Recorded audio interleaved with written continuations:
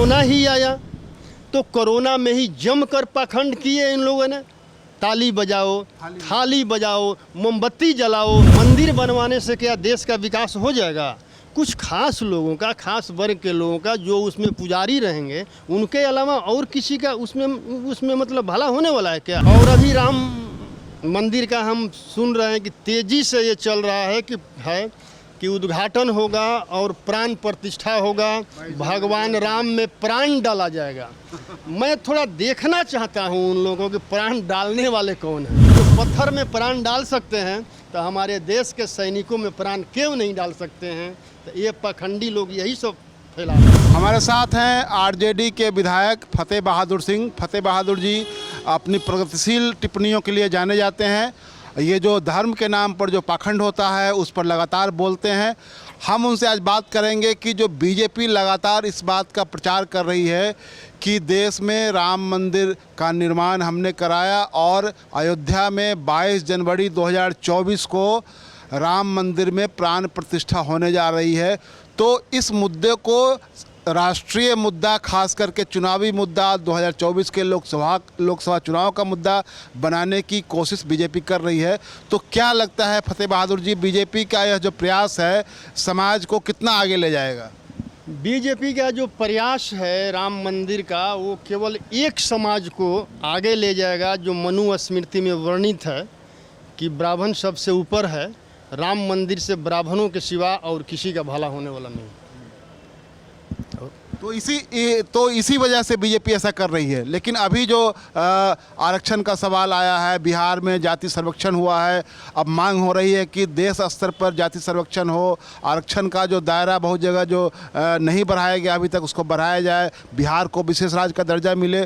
तो इन मुद्दों को बीजेपी इन पर बात करने के बदले अब राष्ट्रीय स्तर पर मंदिर का मुद्दा ज़्यादा उठाया जा रहा है। इन मुद्दों पर ये लोग बात नहीं कर सकते हैं, क्योंकि इन मुद्दों पर बात करेंगे तो शुरू से ही, पूर्व काल से ही इन मुद्दों को लेकर इन लोगों को पेट में दर्द होता है। और ये जो, अच्छा बताइए ना, देश की जनता समझ रही है कि मंदिर बनवाने से क्या देश का विकास हो जाएगा?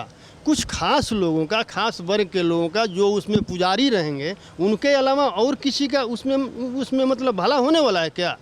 और मैं समझता हूँ ये जो मंदिर मस्जिद की जो बात है वो राजनीतिक दल के लोगों का मतलब काम नहीं है, राजनीतिक दल का विषय नहीं, विषय ही नहीं है। ये जो काम है राजनीतिक विषय का, और ख़ास करके जो सत्ता में लोग हैं, जो देश चला रहे लोग हैं, इनका ये काम है कि हमारा देश का कैसे विकास हो, देश के युवाओं को कैसे रोज़गार मिले, कैसे रोटी मिले, कैसे मकान मिले, कैसे कपड़ा मिले, कैसे मतलब कि शिक्षा मिले, कैसे मतलब कि आपको मतलब कि बेहतर स्वास्थ्य हो। तो इन लोग जब से सत्ता में आए हैं, इन मुद्दे से अलग हट करके ये लोग पाखंड फैला रहे हैं।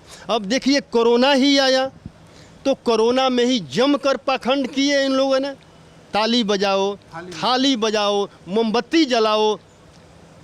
उससे कुछ हुआ तो दवाई से हुआ। और जब इनके मंदिरों में इतने ही शक्ति है तो कोरोना काल में मंदिरों को बंद क्यों कर दिया गया? कोरोना काल में सारे पेशेंट को मंदिर में भर देते और सारे लोग मतलब कि ठीक हो जाते। लेकिन उसके बावजूद भी इन लोगों को अकल नहीं हो रहा है कि मंदिर का नहीं, देश के जनता को हॉस्पिटल का ज़रूरत है, देश के जनता को विद्यालय का ज़रूरत है, यूनिवर्सिटी का ज़रूरत है। तो इस क्षेत्र में तो लोग काम कर नहीं हैं।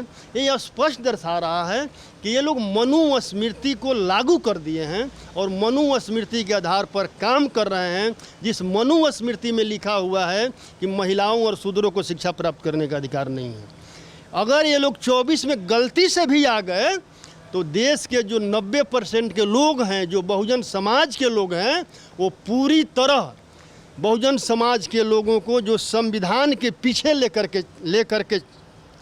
के मतलब कि चले जाएंगे, जहां महिलाओं और शूद्रों को शिक्षा प्राप्त करने का अधिकार नहीं है, महिलाओं और शूद्रों को धन दौलत संपत्ति रखने का अधिकार नहीं है। और अगर गलती से धन दौलत संपत्ति आ भी जाता है तो उसको ब्राह्मणों द्वारा छीन लिया जाएगा। इसी दिशा में देश को ले जाना चाह रहे हैं। और हमारे ओबीसी SC ST के लोग मतलब कि भरम में हैं कि मैं शूद्र ही नहीं हूँ। मैं कहता हूँ कि ABC SC ST के लोग जितने भी लोग हैं, जितनी भी जातियाँ हैं, सब लोग समझ लें।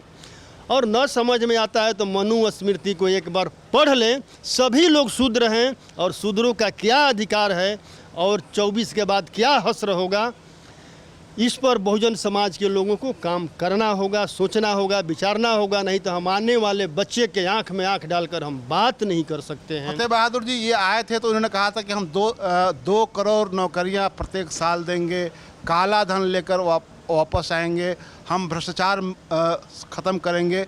इन सवालों पर अब बात करने के बदले अब ये ज़्यादा मंदिर पर ही बात कर रहे हैं। इसी सारे मुद्दों को भटकाने के लिए इन लोगों ने कह रहा है कि हिंदू, मुसलमान, सिख, ईसाई। अरे मैं ऐसे ही लोगों से तो पूछना चाहता हूँ, पूरे देश के लोगों को तुम कहते हो कि 80% हिंदू एक हो जाओ। अगर हम भी हिंदू हैं और तुम भी हिंदू हो तो मंडल आयोग का जो 2 सिफारिश लागू हुआ था, उस संरक्षण का विरोध करने वाला कौन था? मुसलमान था, सिख था या ईसाई था? और अभी राम मंदिर का हम सुन रहे हैं कि तेज़ी से ये चल रहा है कि उद्घाटन होगा और प्राण प्रतिष्ठा होगा, भगवान राम में प्राण डाला जाएगा। मैं थोड़ा देखना चाहता हूँ उन लोगों के प्राण डालने वाले कौन हैं। अगर जब राम में प्राण डालने वाले लोग हैं, वो तो राम से भी बड़े हैं भाई। अब उनको तो राम के ऊपर होना मतलब कि चाहिए। और मैं अपने पिछले बयान में स्पष्ट कर चुका हूँ कि सुप्रीम कोर्ट का 76 का ऑर्डर है ललई यादव वाला केस में कि रामायण के सभी पात्र काल्पनिक है। अब ये लोग बहुजनों को फिर से गुलाम बनाना चाहते हैं। और जो प्राण डालने वाले लोग हैं उनको देश के अंदर क्या ज़रूरत है? जो हमारे सैनिक जो है बॉर्डर पर लड़ाई लड़ रहे हैं, ऐसे लोगों को प्रधानमंत्री एक कानून बनावें और लोगों को वहाँ भेज दें कि हमारे सैनिक शहीद होंगे और ये तुरंत प्राण डालने का काम करेंगे। इससे न अगर उतना उनमें मतलब ताकत है तो, और जो पत्थर में प्राण डाल सकते हैं तो हमारे देश के सैनिकों में प्राण क्यों नहीं डाल सकते हैं? तो ये पाखंडी लोग यही सब फैला रहे हैं।